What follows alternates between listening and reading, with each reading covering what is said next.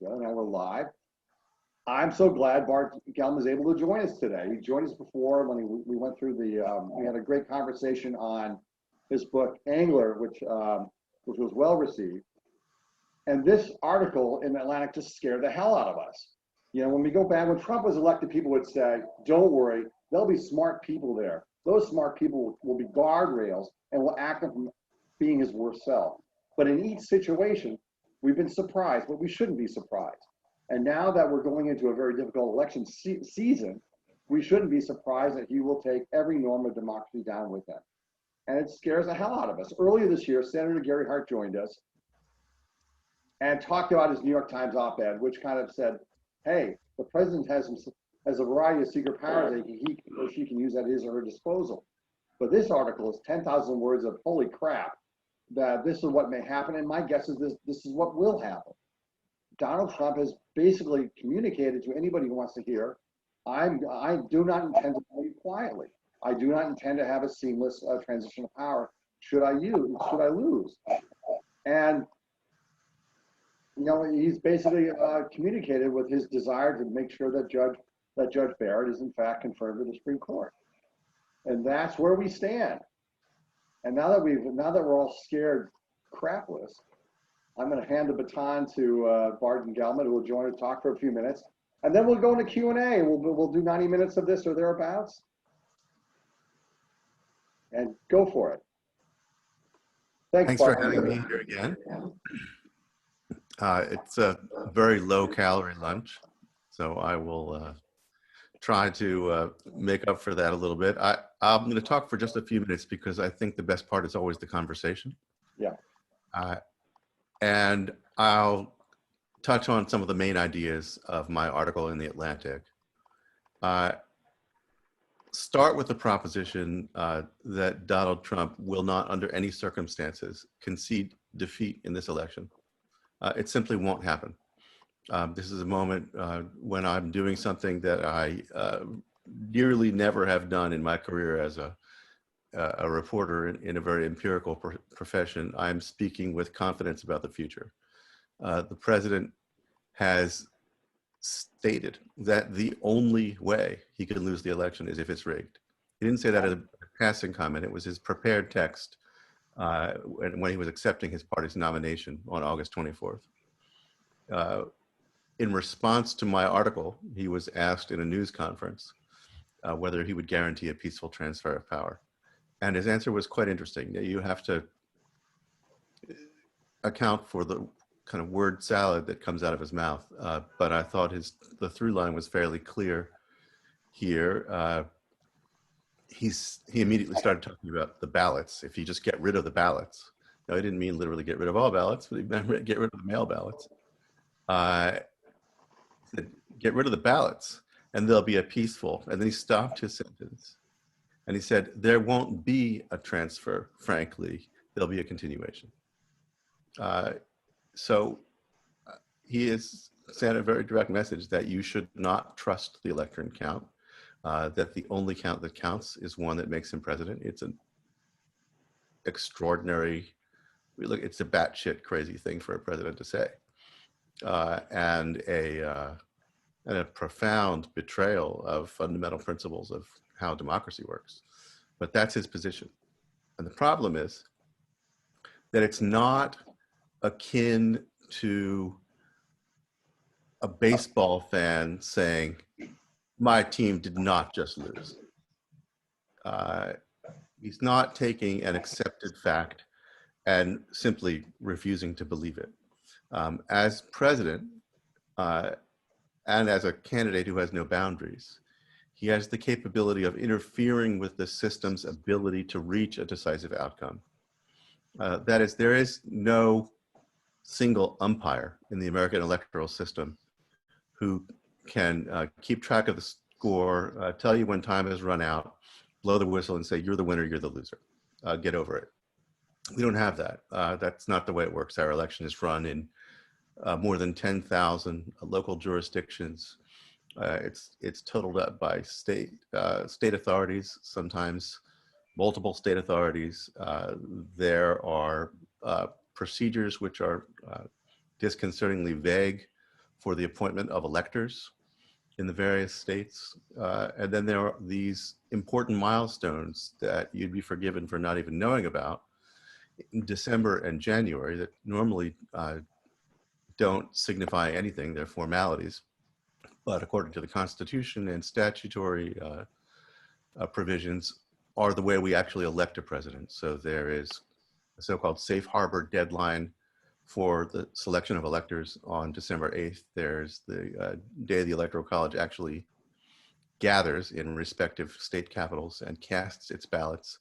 3 weeks go by, and then on January 6th, Congress formally counts those ballots. And there are things that Trump can do to bring chaos to each of those stages and to bring conflict to those stages, regardless of the official count of the election. So I'm quite concerned that he is capable merely by refusing to concede.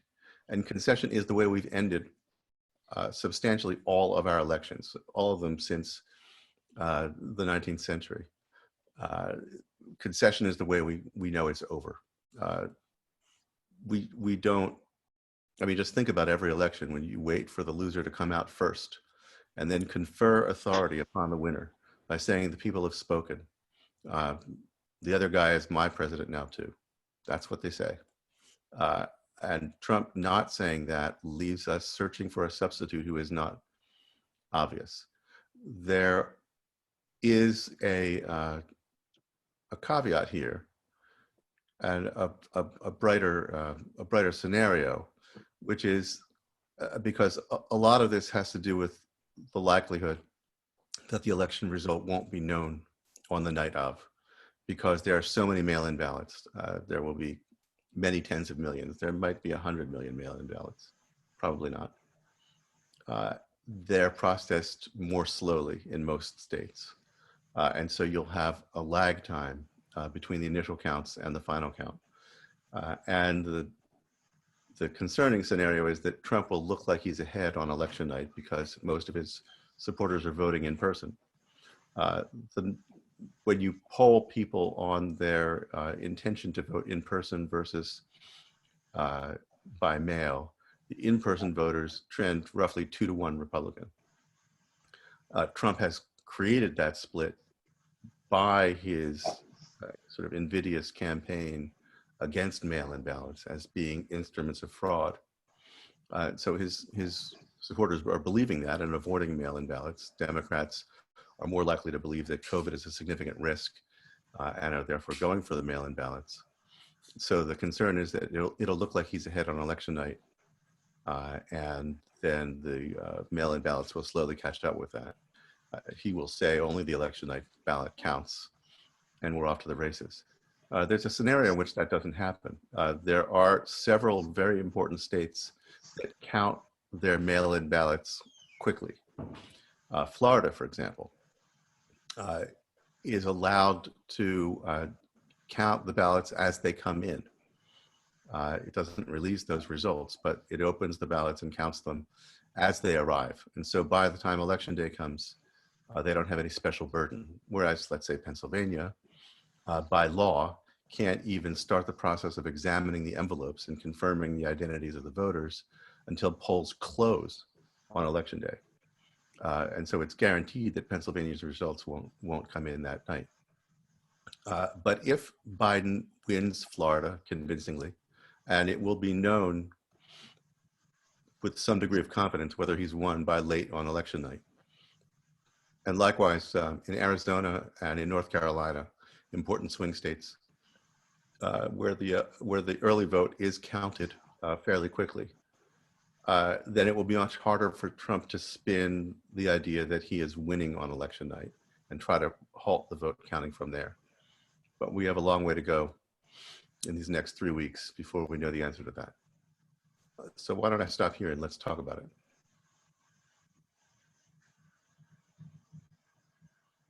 I'll jump in with the first question, and I put you on mute by mistake. I apologize. I mean, in each situation, people have said, like I said when I started the conversation, oh, it won't be that bad. Oh, it won't be as bad as people suggest. But now it's quite clear that things will get pretty ugly pretty quick as we move into the post-election environment. What do you think is going to happen as we move in? And I see somebody's on. I'm going to mute somebody here. What do you see as the best case scenario and the worst case scenario? As I rambled on with my question. Well, it's so hard to anticipate the worst with Trump. You think you've imagined all the possibilities, and then he comes up with one that no one thought of. So I don't know what the worst is with Trump, but some very bad scenarios would be not only that he makes accusations as sort of a spectator and a commentator that the election has been poisoned by fraud, but that he tries to bring to bear the instruments of the federal government over which he has domain to sort of operationalize the accusation. So you could have the Justice Department launching a big fraud investigation, and it has taken a couple of preliminary steps already to make that more possible as the votes are being counted. If you're investigating fraud, it would be normal to seize evidence. Are they going to seize ballots? Will postal inspectors operating on alleged intelligence that China is trying to forge large numbers of postal ballots, then going to suspend the delivery of mail ballots while these things are investigated? Are federal forces going to go into big city polling areas, which are Democratic strongholds in swing states? So you would see this in Philadelphia or in Detroit, for example, and create an intimidating presence around the polls in order to deter people from voting? Are Trump's militia friends going to do anything like that? I mean, Trump has raised a so-called Army for Trump, encouraged able-bodied people and Second Amendment fans to go to polls and watch and make sure nothing untoward happens. This is the first election in 40 years that will not be supervised, in which the Republican so-called ballot security operations will not be supervised by a federal judge because a consent decree has expired. So what they'll do with that newfound freedom has yet to be seen. The best case is that it's decisively over on election night, and that whatever inclinations Trump has, he just doesn't have the running room, or that maybe some of the people who would have to be instruments and allies of his in order to challenge the vote effectively, other Republican leaders or instruments of the state, won't go along, pretend not to hear the orders, or refuse to carry them out. He will not concede. I am quite certain of that. But he may not be able to interfere. Yeah, it just seems like he's also creating a narrative for, being stabbed in the back, the great post-war narrative as a way of, putting the blame of his loss on somebody else. So we move now to, we have three people, well, the first three people, Michael Werner, Larry Berman, and Martha Whetstone. Michael, you're up. Yeah, so obviously I'm sitting here wondering what can I do to make this scenario less likely. And I'm surrounded by 500 letters that I've written for Vote Forward to voters in swing states, because our feeling is that the best we can do as individual citizens is try to encourage Democratic or independent likely voters to get out and vote, to get the overwhelming mandate against Trump on election day that you talked about.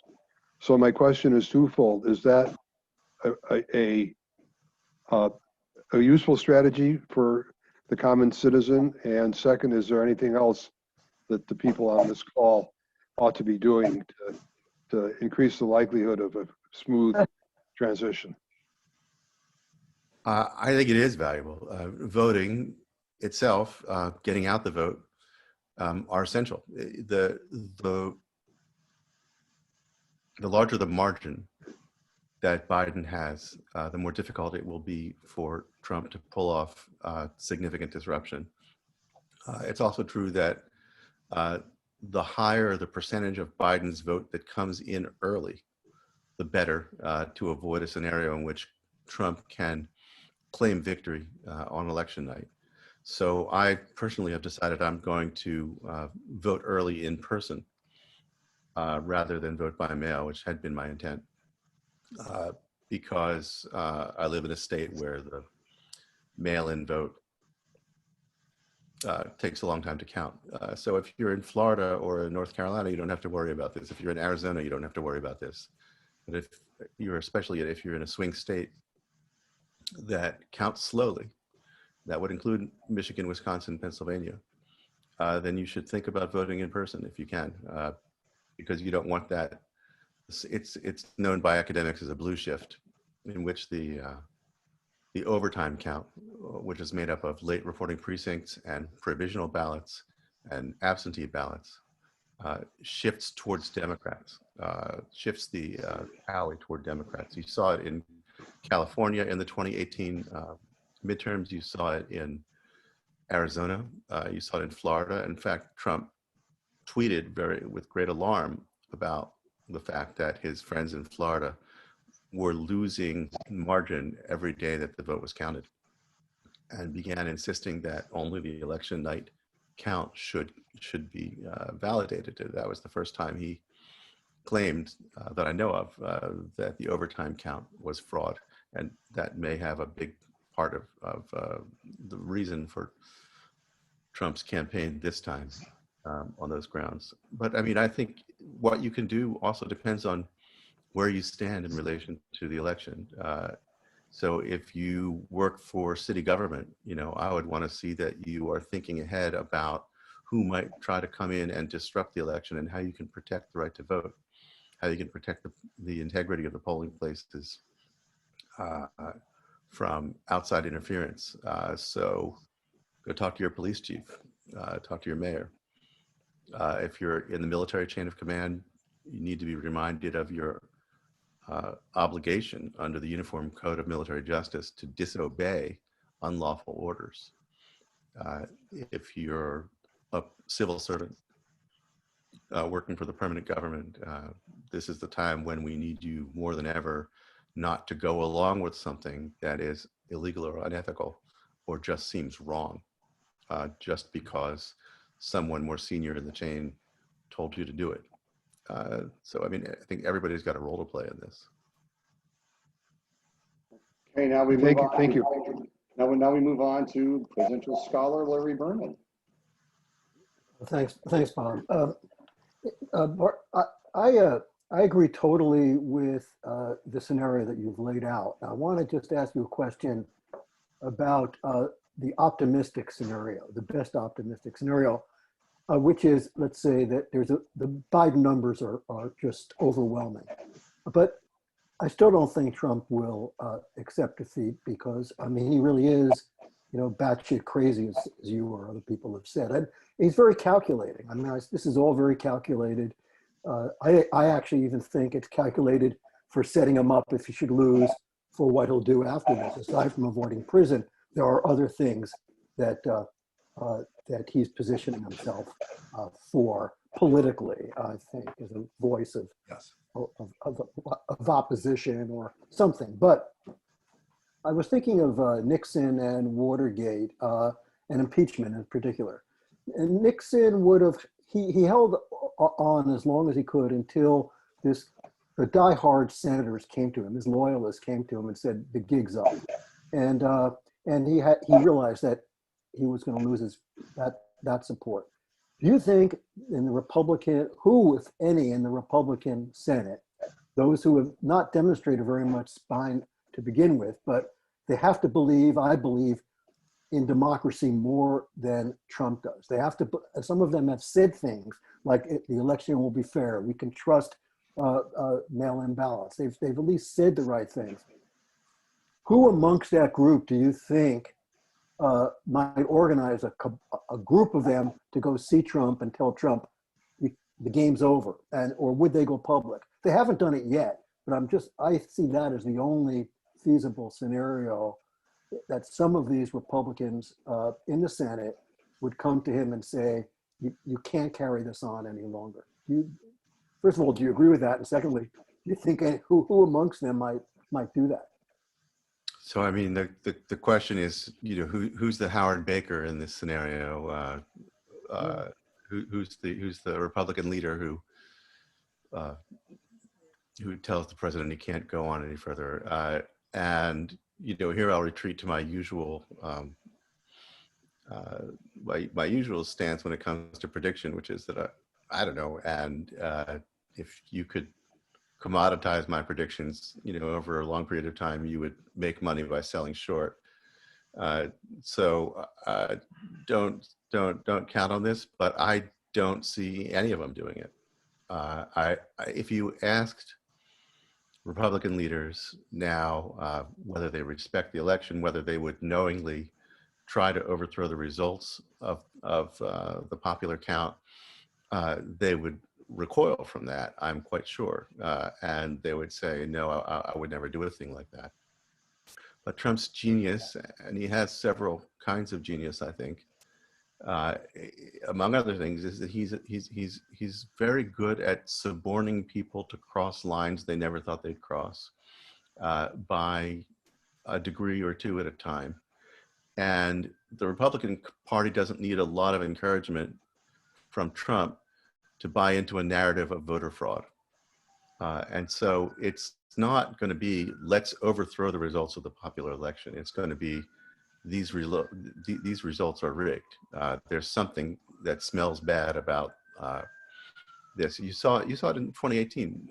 Paul Ryan, who's supposed to be a sensible guy and a principled guy, started talking about the phenomenon, the blue shift that was happening in California. You remember the race at first didn't seem as though there was a big blue wave in that midterm election, but then all the close races in California, and there were many of them, over time, over many days, gradually are called for the Democrats because the overtime count shifts that way. And Paul Ryan came out and said, these votes are coming out of nowhere. No one can explain them. He implied that there was something fishy going on. The Republicans will be committed by election night to a narrative of voter fraud. And when Trump says you can't trust these ballots, they'll already be most of the way there. I just don't see them intervening. And we move on to Martha Whetstone, Richard Food, and Judith Inglehart, and Ben Bradley. So Martha, you're up.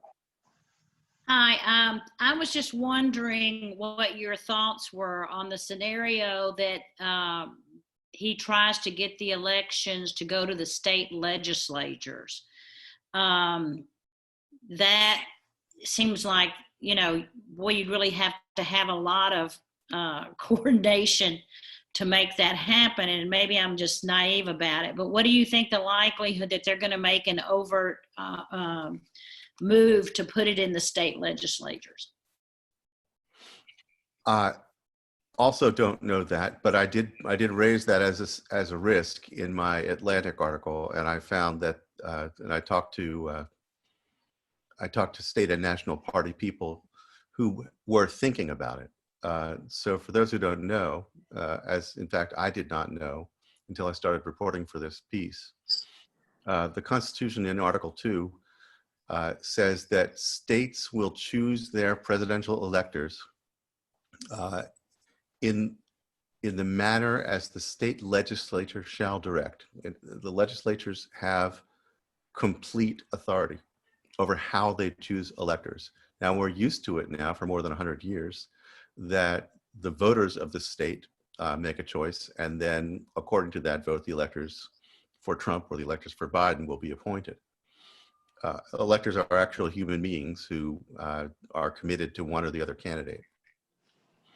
Now, in Florida in the year 2000, during the Bush v. Gore recount battle, the Republican state legislature, while the recount was still underway and undecided, unfinished, made a move to take back the power to appoint electors from the voters of Florida, and to simply appoint Bush electors to send them to the Electoral College. The House of Representatives in Florida voted to appoint them. A Senate committee reported out the same vote and was going to vote on the same day, the day that Gore conceded the election and thereby ended the count. And by the way, it was Gore's concession, not the Supreme Court, that ended that race. On the day that Gore conceded, which rendered moot the legislative move, the state Senate was going to appoint electors and join the House. So it can be done. It would be legally controversial, and politically it feels almost like a coup to say we don't care what the voters did, we're appointing electors that suit us. But again, it would be done in the context of an accusation of fraud, where you could say we can't actually tell. No one will ever know what the electorate actually voted for because the election has been rigged, and therefore we, the legislature, are appointing. I know that they've had that conversation in Pennsylvania, and it doesn't require central management by the Trump campaign to do it. Republicans who get excited by the accusations of fraud and despairing of the right side winning could do it on their own initiative, as they did in Florida. It wasn't the Bush campaign that caused those electors almost to be appointed by the Florida legislature. It was the legislature itself that did it.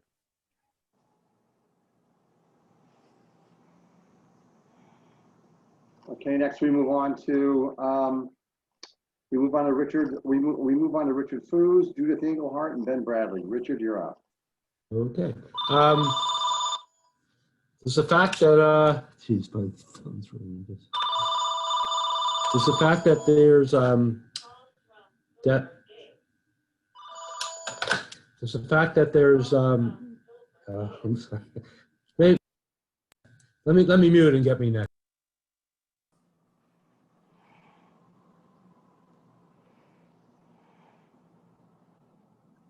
Okay, I can go. My phone was ringing. So. Okay.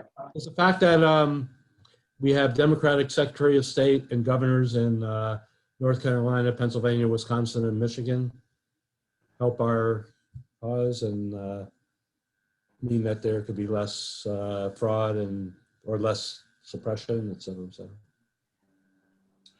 cetera. They don't have enormous ability in real time to prevent suppression. Suppression is going to be about whether this 50,000 strong army for Trump is able to intimidate voters into not showing up. They do oversee the count, which is important and valuable. And if we go down the road in which Trump is trying, or legislatures on their own initiative are appointing Trump electors, regardless of the outcome of the vote, then a Democratic governor or a Democratic Secretary of State could send a competing slate of electors to the Electoral College. So now there would be two, let's say in Pennsylvania, two groups of 20 people, each of whom claims to have the right to cast the presidential ballots, one certified by the governor based on the popular count, one certified by the legislature acting on its Article 2 responsibility. And then it falls to Congress to decide which electors, if any, to recognize as being valid. Now, it could also fall into the courts, but Congress has explicitly made itself the judge of which electors' votes shall count. And therefore, it matters a lot whether the Democrats take the Senate during this election, because it's the new Senate that forms on January 3rd that will be called upon to help make this decision on January 6th. There's a joint session of Congress that would oversee the count, that will oversee the count. and it will be presided over by the President of the Senate, who is Mike Pence. Okay, and we'll go back to Richard Foos. I mean, I'm sorry, we'll go back to Richard, and then we go off to Ben, because I think Richard had to he had a little phone issue. Richard, you're up. Oh, no, I asked my question. Okay, then we go to Ben Bradley. Hey, I'm good, Bob. I'm just jumped on here, so I don't want to. Oh no, I'm sorry, wrong Bradley. Ben Bradley. You're Bradley. Oh, Mark. You're up, Ben. Hi, Bart. Fascinating piece in the Atlantic. I must say, I'm a little more optimistic that the institutions will hold. First of all, somebody asked earlier about had any senators come forward, any Republican senators. McConnell himself did flatly say there'll be a peaceful transfer of power, which I thought took a little of the wind out of Trump's sails. And I don't see any conceivable way that he would refuse to leave office and actually hold on. I think the institutions, particularly the Joint Chiefs, would see to it that he would be escorted out, I think, without much doubt. I gather from your piece that you thought there was more opportunity for chicanery in the interregnum, with him subtly appealing to the state legislatures to intervene somehow. Is that right? That's one scenario. Here's the thing. If you tell me if Trump loses and refuses to leave, that Joint Chiefs or the Secret Service or whoever it is will escort him out of the White House, I believe you. I agree with you. And what McConnell is saying is that there will be a transfer of power from the loser to the winner. The question is whether Trump can prevent the emergence of a consensus about whether there is a loser or a winner. It's not that he says, I simply refuse to believe that I lost when the umpire says I lost. It's that there is no umpire, that there's no one empowered to tell him, yo, buddy, off the field, the game's over, you lost. We don't have a master election authority like that. And he could do a number of things that prevent a decisive outcome, which is what concerns me. It works better the closer the election is, and it works better the more overt cooperation he gets from other Republican leaders and from institutions that are normally supposed to follow the orders of the president. I am worried about the Postal Service declaring that there is an ongoing foreign intelligence operation to forge ballots on a mass scale, and that they are halting delivery of mail ballots, or that U.S. Marshals will seize ballots as evidence of voter fraud in an ongoing investigation that happens to launch on Election Day. If Trump were to order these things, he's the chief law enforcement authority. If he orders the National Guard to do something, he is the commander in chief. They are supposed to listen to him. And we don't actually want our military leaders to have a whole lot of independent decision-making on whether or not to follow the orders of the president. That's not a culture that we want to foster in this country. And so just as he made it ambiguous whether he obstructed justice during the Mueller investigation, because after all, the president does have the right to fire the director of the FBI. He could make it ambiguous what is the right thing to do, and whether the election, whether the votes have been properly counted, or whether it's been possible to finish a count. I ultimately am an optimist. I ultimately think he's not going to get away with this. But this is not going to be a normal election. It is not going to go smoothly. Even if there is something close to a landslide, it is not going to go smoothly or normally, and we need to be ready for that. So you think even if it's a landslide and those early states do come in, North Carolina, Florida, and Arizona, and it's apparent that it's a decisive win, if not a landslide, that he won't concede immediately. I think the networks are going to be reluctant to call it, and the AP will be reluctant to call it. The AP is what many other news media rely on, as you know, Right. for the definitive count. They're going to be reluctant to call an election when there are so many mail ballots left to be counted. It screws with the normal statistical models Right. Right. for projections when you have a massively different ballot structure this year than in previous years. Now, the assumption is going to be that the mail ballot will shift towards Biden.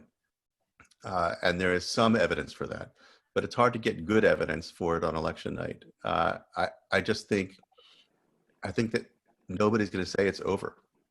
And as long as it's not a consensus that it's over, Trump will be saying this so-called lead by Biden in Florida is obviously fabricated and rigged, and we're investigating this and that, and he starts down that road. And of course, he heads into court in potentially multiple states.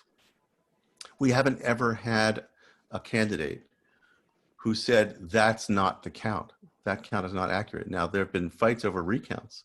There have been fights over individual ballots and butterfly ballots and hanging chads and all that. And by the way, postmarks may be the hanging chads of this election, if there is litigation over the count, because the post office doesn't always put in postmarks, or sometimes, as you know, they're blurry and hard to read. The ballots have to be postmarked by a certain date in many states in order to count. Wow. We'll move on to Lindsay Gardner, William Vick, and Tim Farley. Lindsay, you're up. Hi, Bart. Happy early birthday. You look really good for about to turn 60. I want to go back to something Larry touched on. You focused on your writing about ways in which Trump can resist the will of the people, but I haven't read anything you've written on really speculating why, other than his need to win. But what if, it's a big if, but what if he's rational and he knows that he's lost? Then from his point of view, his concession, really peace, has value. As Rob Blagojevich said, it's, he has something that's effing golden. Would you give any thought with us to what he could trade that concession, what he could trade peace in this country for? Not so much a television network, but could he trade it for a covenant not to prosecute him, both at the federal and state level? Is there anything else that he has the standing to negotiate? Because remember, he fancies himself a deal maker, other than retaining the office of the president. Or that's very interesting and a useful line of speculation. You've named the only thing I can think of that he would regard as sufficiently valuable to consider the kind of laying down of arms that you're talking about. Is there something else you have in mind besides prosecution? No. I mean, that's the big one. Of course, he's, we've all read a lot that even if he pardons himself, that wouldn't extend to Cyrus Vance. But again, if New York is the thing that's standing in the way of peace in the country, maybe Cy Vance lays down his arms. Yeah, it's interesting. There's a group called the Transition Integrity Project. You may have read about it. I mentioned it in my story. And they ran a tabletop exercise, like a war game of the election under several scenarios. And they had experienced politicians and strategists and academics and journalists to run through representing the different sides. And in one of those scenarios, where Trump had lost decisively, he bargained for a promise of a pardon by Biden. So, it's a plausible scenario. I do think the fact that the pardon would not cover state authorities undercuts that. I mean, 2020 has been so wild that I mean, could the New York DA and Attorney General get involved in negotiations over the transition of power in Washington? I suppose I'm not going to say anything couldn't happen. But I think what drives Trump more than anything is just psychopathology, and that he simply can't tolerate being a loser on this, and will fight with everything he's got to prevent that outcome. I don't even know that it's especially instrumental, although that also, the fact that he's worried about, I mean, money and his business interests will be high on his list. Avoiding legal jeopardy will be high on his list. But I think even without those, he would be fighting. Wow. I skipped over Judy Engelhardt. I apologize. So Judy, you are up next. Thanks, Bob. This is a fascinating discussion, and thank you very much. My issue is a little bit different. I can't trust any of the polls anymore because of what happened in 2016. None of us can trust them. So I'm relying on the odds makers in Las Vegas to tell me who's going to win this election. Is there a better way to determine what the polls say? Is there a poll to trust? I mean, Larry Sabato used to be my main guy in 585, but now it's Las Vegas odds makers and sometimes the guys in England. So what do we do to find out what's really going on? Thank you. Well, that's interesting. What are the odds makers saying now? Well, it's going up and down, but Biden's been ahead. I'm surprised you're not following that. I am not following the odds makers. Maybe I should be. Yeah, because people are betting on this election. Oh, I know. They're betting. I don't know how the betting track record stacks up against the polling track record. It's better. It's much better. If the polls are off right now as much as they were off in 2016, Biden still wins. The thing is, projecting turnout and who is a likely voter is difficult. We still don't know what's going to happen in the next 3 weeks. I mean,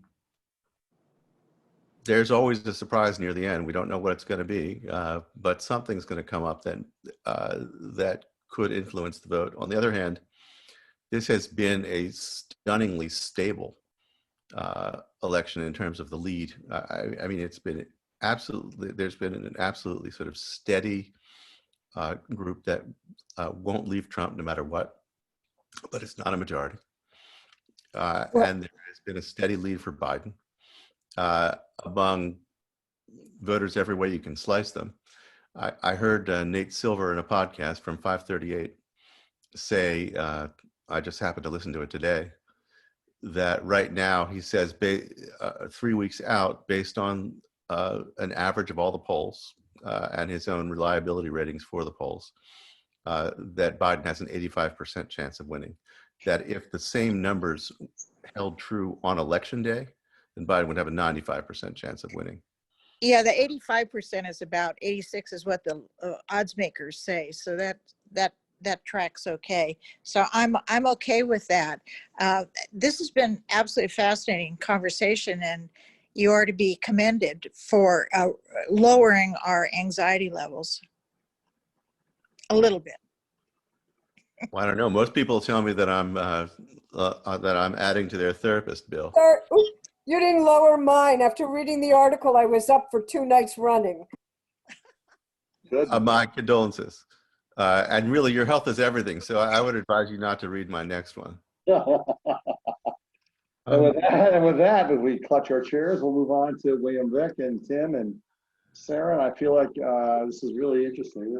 I mean, the betting piece is one I haven't heard. I almost want to say that I want to place on Lucky Dan, but that's too much of a obscure film quote. But let's go with William. You're up. Hey, Bob, thank you so much. And kudos to you for putting the Luncheon Society together. And Bart and I have just been overwhelmed by the information you provided here. And like I think someone just said a few minutes ago, maybe it gives me a little bit more pause about my rest and what's going to happen in the future. Um, like I think someone else said earlier, Trump took an oath to support the Constitution. So did all the members of Congress. So does the Supreme Court. So does all the military. So a friend of mine is a retired colonel and Marine said, when the election is over, the Marine will say, "Sir, it's time for you to leave, and it's time to go," and they'll escort him out.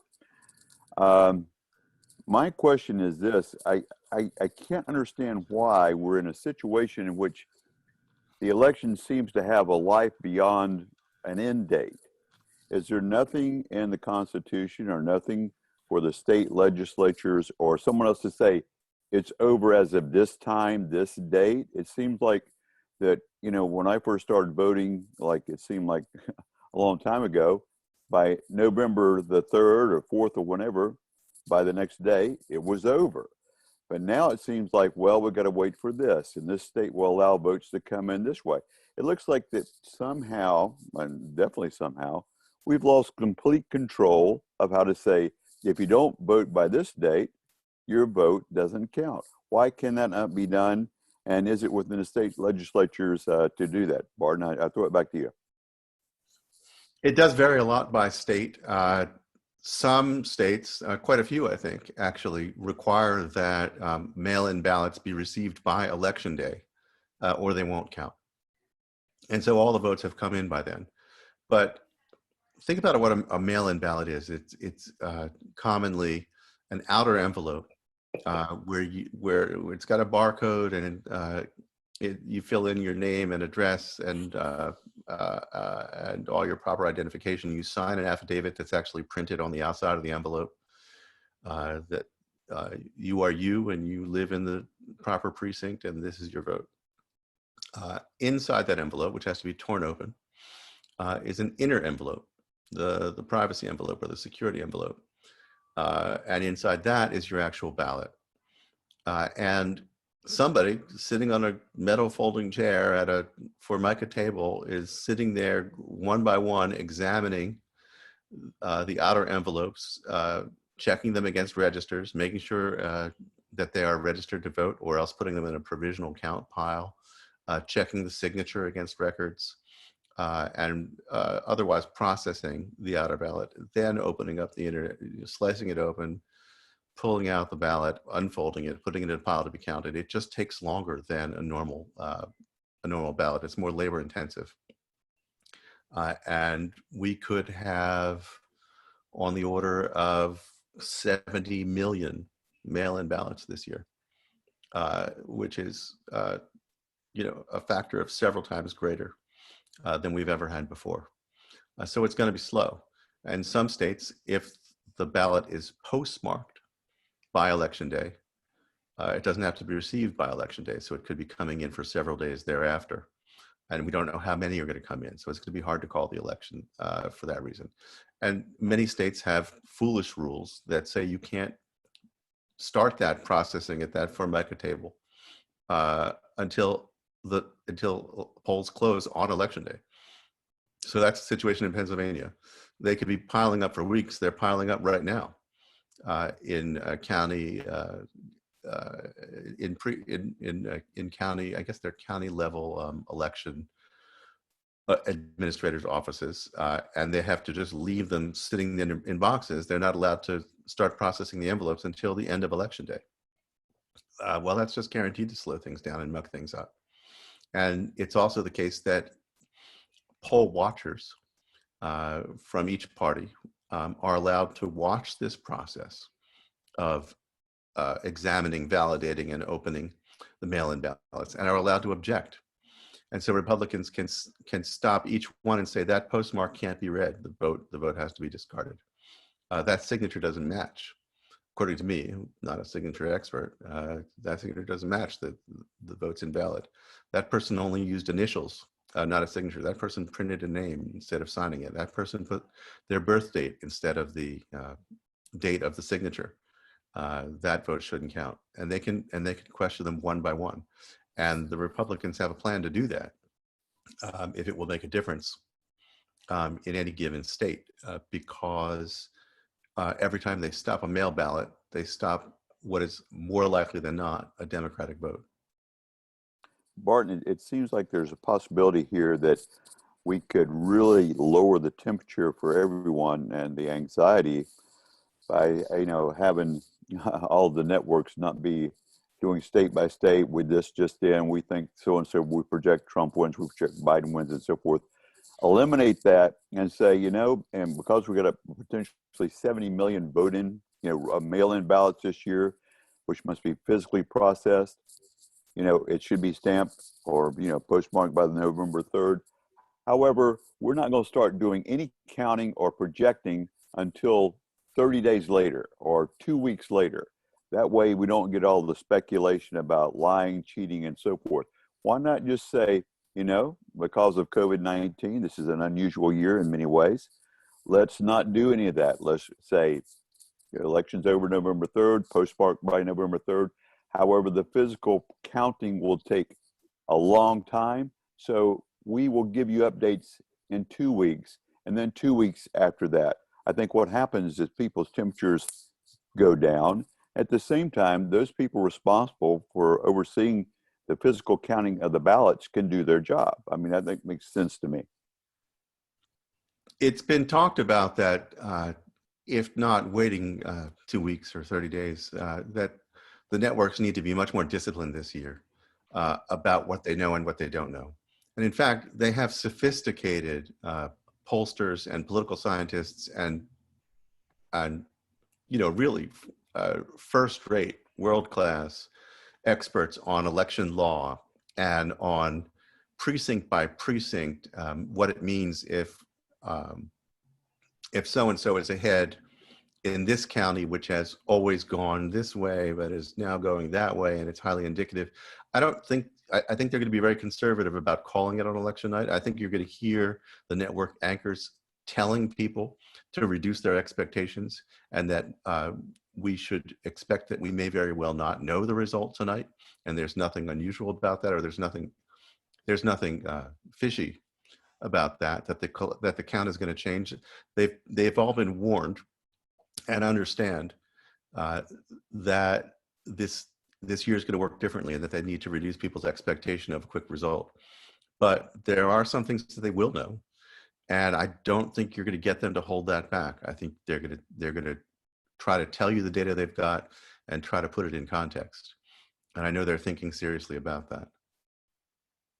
Okay, so we'll move on now to Tim Farley, Sarah Pillsbury, Julie Talent. Tim, you're up.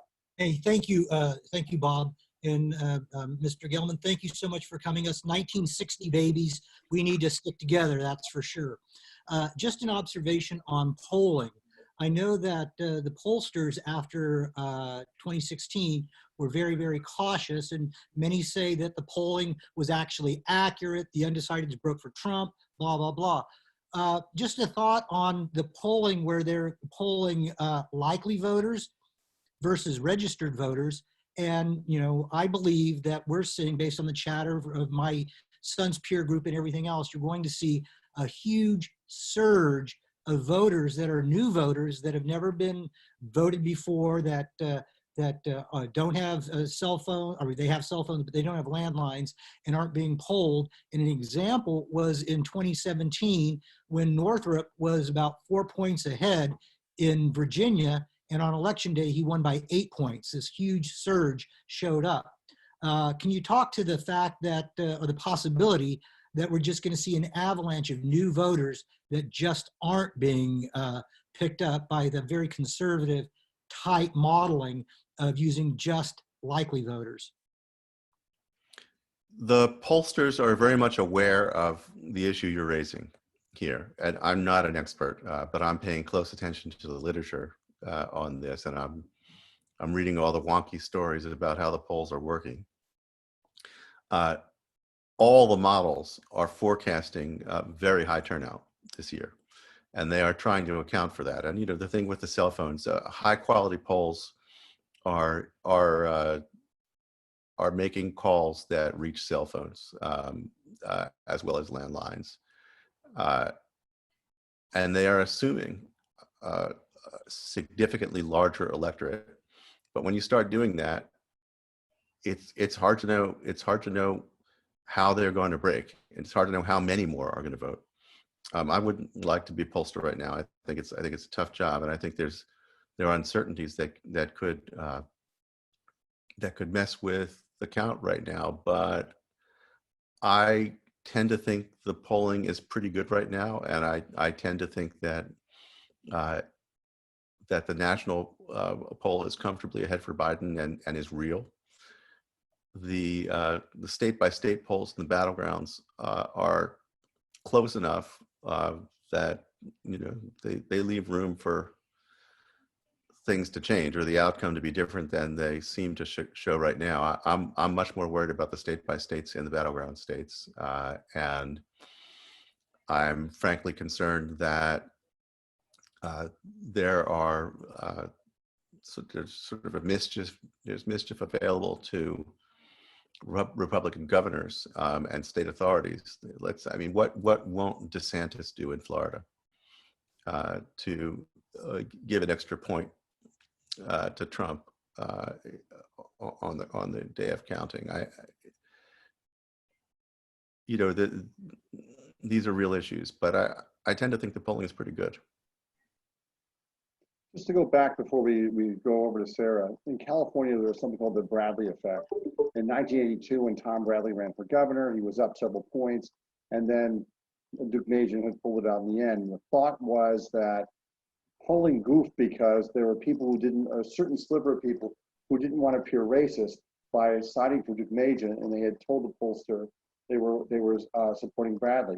My question is, as we go to 2020, is the reverse Bradley effect in play, where people may say, yes, I'm for Trump quite silently, but I will say I'm either supporting Biden or I'm undecided, because for me to telegraph that Trump vote, it may suggest that I'm somehow racist.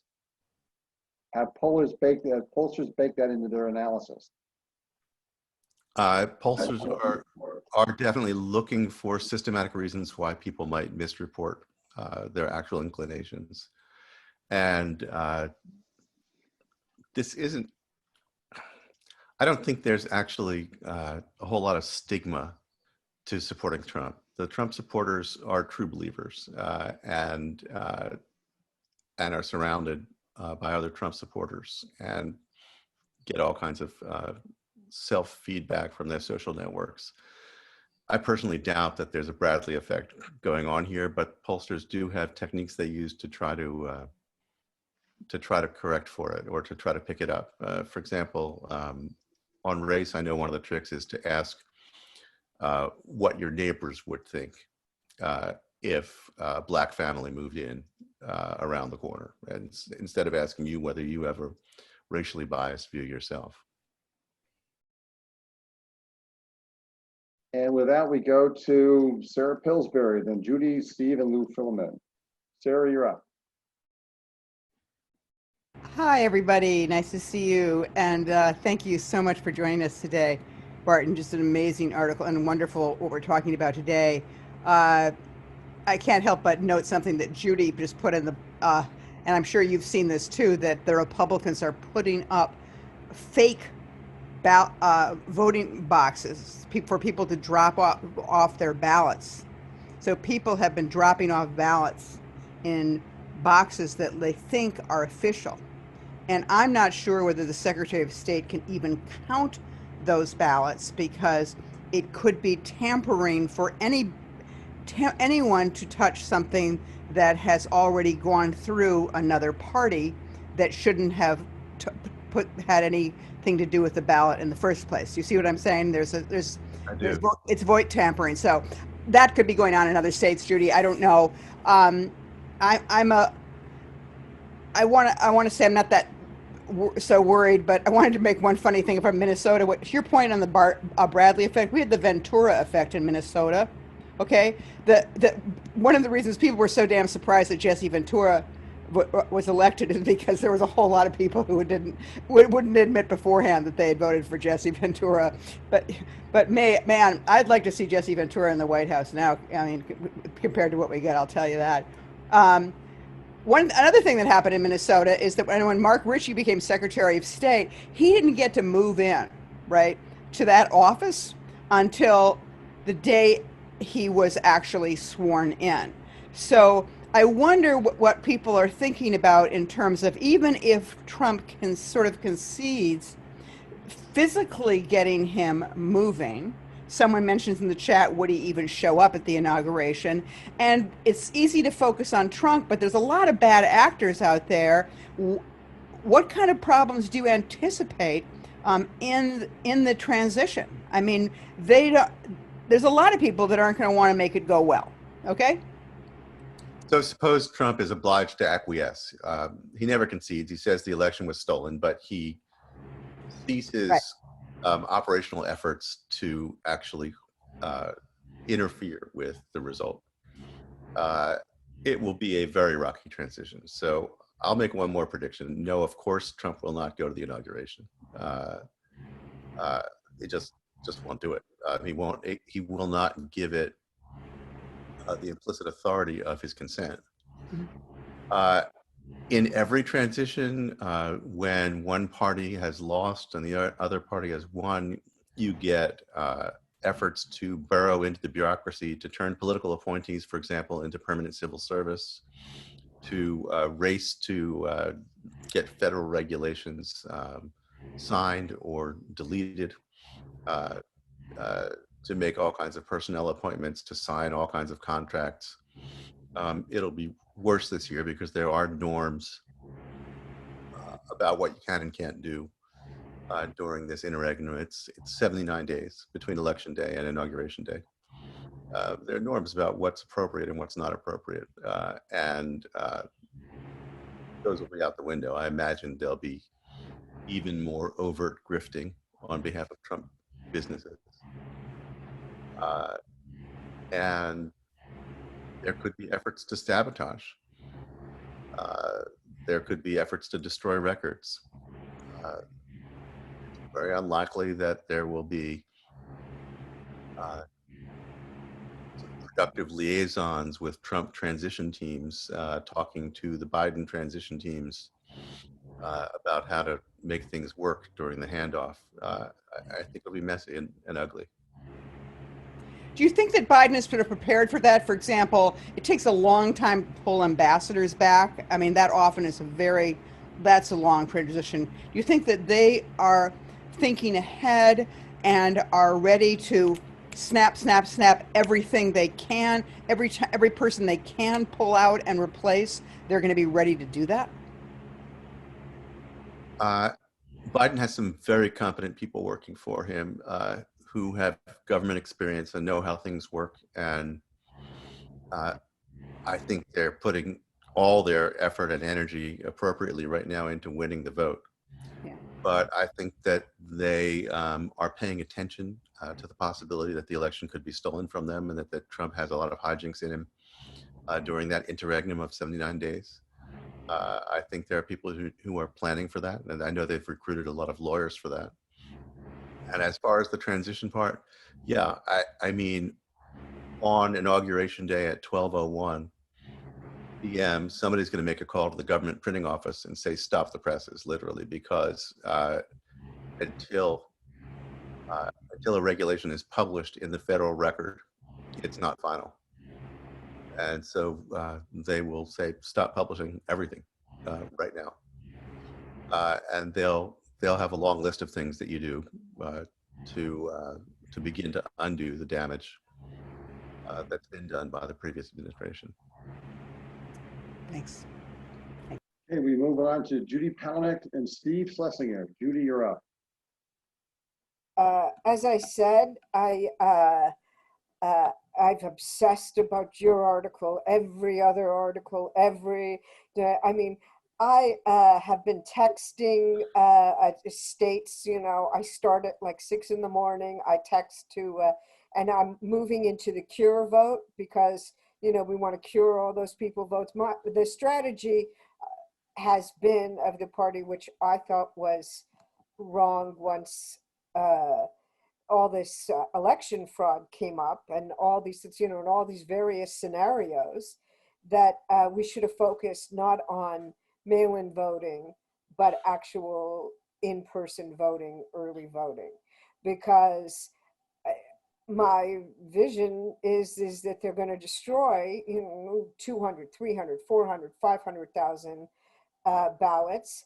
We've already seen cutting polling places, making Texas more difficult, all these things, California. So I don't know that I believe this election is going to be stolen. Even every single one of the scenarios that you outlined are possible. They've been thinking about them. They're planning for them.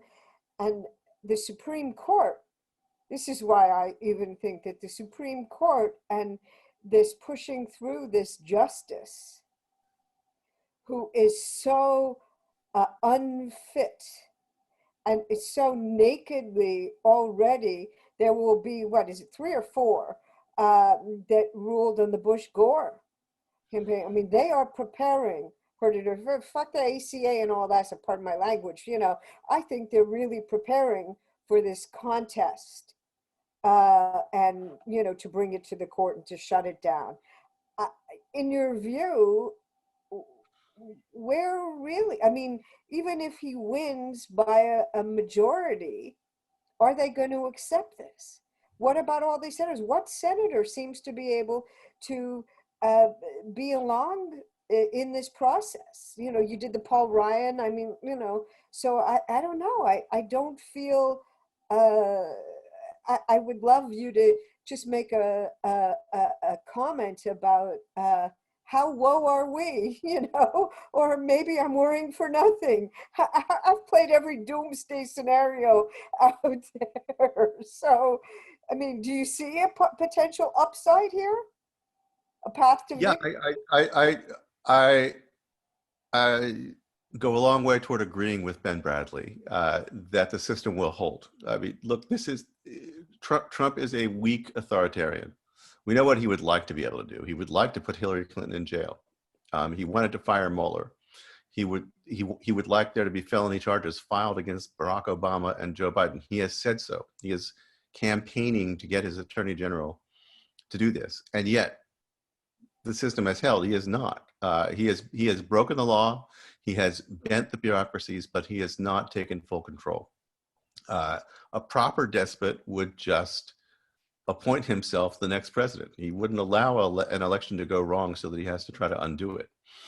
Trump doesn't have that kind of power, and so he's got the ability to affect things on the margins, which could be very dangerous, and I think are very dangerous.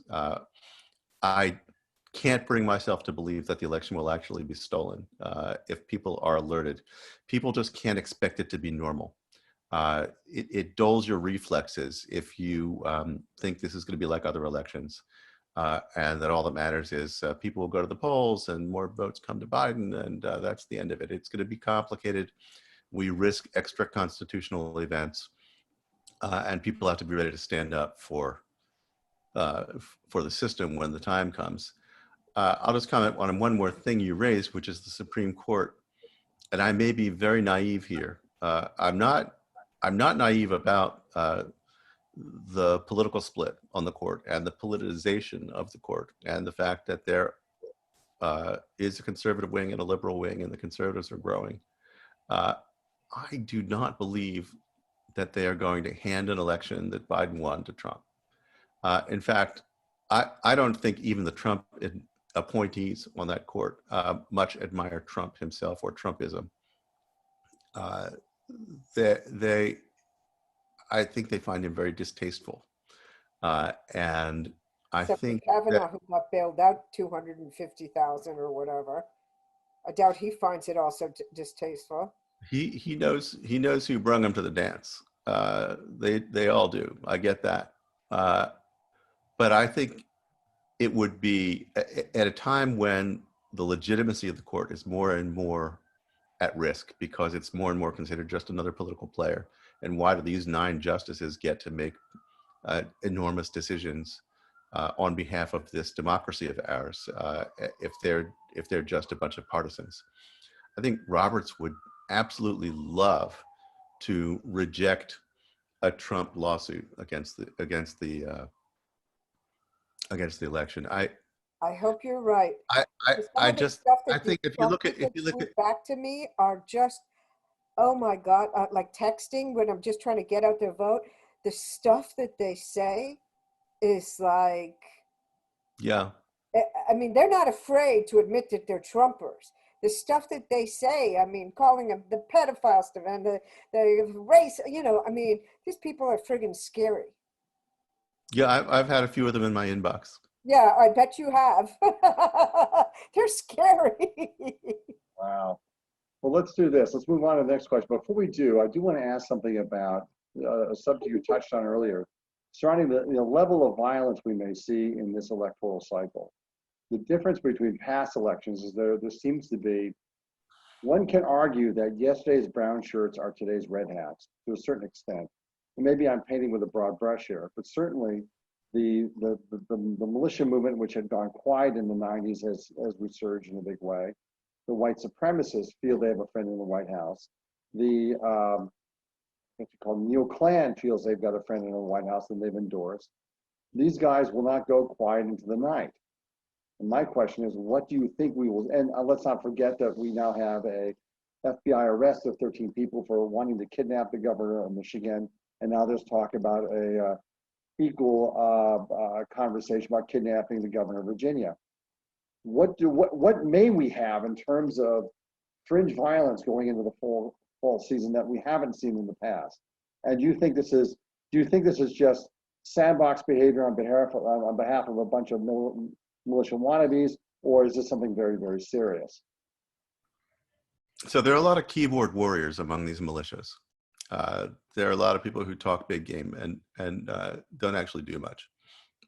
But there is a hardcore, and it's, you know, dozens here and dozens there and hundreds, you know, in another place. It's a very small number ultimately who are not only armed and talking big, but actually take it seriously and mean to do something about it. But that's enough to create quite a bit of disruption. And you know, they talk a kind of talk about if you actually literally believe that an election is being stolen by radicals or by sympathizers or by China, and you're of a certain personal disposition, you're going to say that's worth fighting for. And some of these people are quite sincere in their misguided beliefs. So, I mean, I do worry about the potential for violence, but it's ultimately it's small scale stuff. That's comforting, perhaps. I think we lost Steve Schlesinger. He's dropped off the call. So Lou Frillman, Sandra Barkin, and Gina Thornberg. So Lou, you're up. That's going to have to be about it for me because I'm going to have to leave around 4:30 my time. We're watching the clock. Don't worry, that should keep it. I remember reading a quote of Donald Trump's where he said, you know, I just whine and I whine and I whine and I whine and I whine and I whine until I win. I think we're in a knife fight, and I think many of us would rather not be. That's where I think it's at. Really appreciate your being with us today. Could you give us, if you were the commander-in-chief of the campaign of all the blue forces, without hindsight, what are the 3 things you would do right now to better prepare our apparatus to deal with the multiple threats? You know, it's like we're playing 3-dimensional chess. What are the 3 things you would do based on everything you've learned? Thank you. So that's a fair question, and I'm going to duck it because I don't really feel like that's my place to do. But I will say that it's interesting to me that the Biden campaign is not talking more about what to do about a stolen election. And I think the calculation is that the more people fear a stolen election, the more attention you give to the prospects in that direction, the more voters get discouraged and decide not to bother because my vote won't be counted. And the system is rigged in the other direction, that if Trump's going to do all this, then why bother voting? And so I think that their focus is 100% on getting out the vote, getting people to vote, making sure they're registered, making sure they don't make mistakes in their mail ballots. And so that comes first, second, and third for them. And I understand that. I'm not going to second guess them on it. I just hope that they're making more preparations behind the scenes for the shit hitting the fan on election day. And let's see, next we would have Sandra, and you may be getting the last piece of the pie here. So oh dear. Let me speak fast so we can give somebody else a chance too. A little bit of a follow-up. I have two questions, actually. I'll make them short. One is a follow-up to the one that was just asked, and it would be when you started your article, you said, okay, 9/11, we knew it was going to happen, but didn't know when, didn't have the date. All right, you have scared the bejesus out of all of us. We read your article, we know it's happening. Who has contacted you in a leadership position who said, okay, now you've told us it's coming, and can we talk about how we prevent this? So that's question one. And the second question is, we now have we've started voting. We have long lines showing up on television of people in Texas and Florida and what have you, Georgia. Does this in any way change any of your scenario? If so, how? So the long lines are a manifestation of the fact that you have highly motivated voters, that there is going to be a surge in turnout this year. The Democrats do believe that they're in a knife fight, as was just said here, and that there's no more Mr. Nice Guy, there's no more standing back, there's no more wishing for a perfect candidate who would have been my choice in the primaries. There is an absolute imperative to get rid of Trump.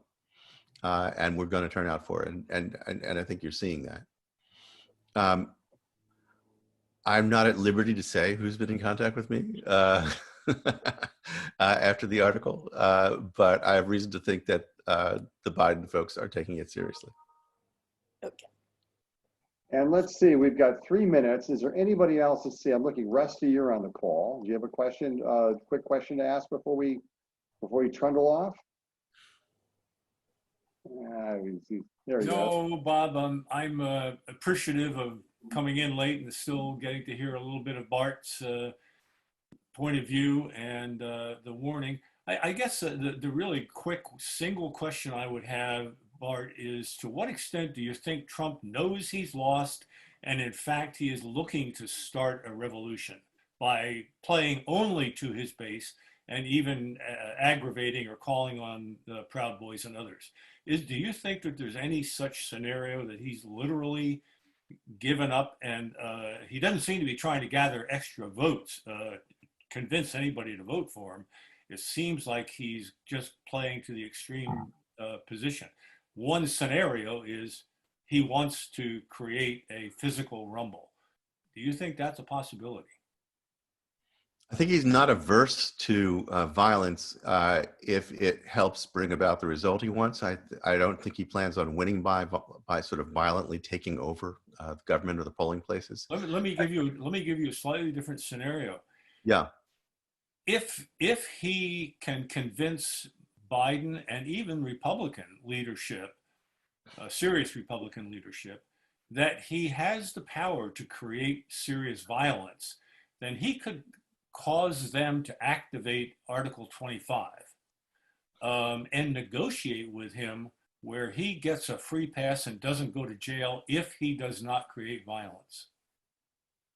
Is that a scenario that I mean, he's a deal maker. That's one way he can make a deal. I think it's going to be his last resort to try to negotiate a deal on the way out. I think he intends very seriously to prevent that result. I think that he's a master of chaos. He knows he's losing. He is accustomed to cheating as much as he can, to throwing up a cloud of dust, to taking things to court, to taking extreme positions because he just wants it more than the other guy does. And if he just sits there and insists, he's found he can get his way.